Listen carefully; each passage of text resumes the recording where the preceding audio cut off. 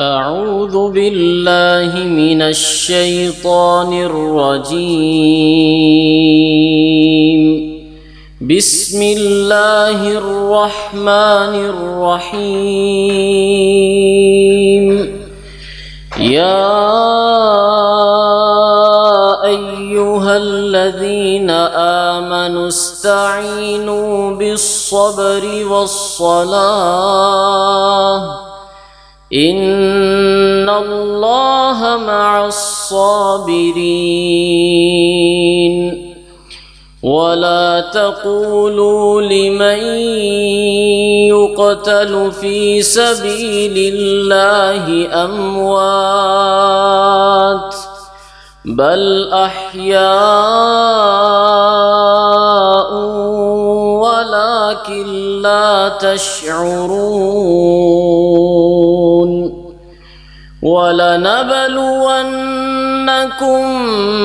بشيء من الخوف والجوع ونقص من الأموال والأنفس والثمرات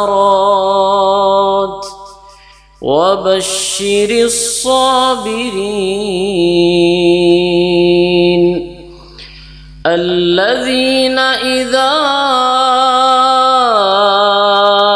أصابتهم مصيبة قالوا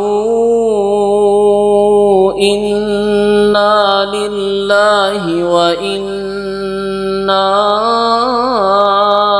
إليه راجعون. أولئك عليهم صلوات من ربهم ورحمة وأولئك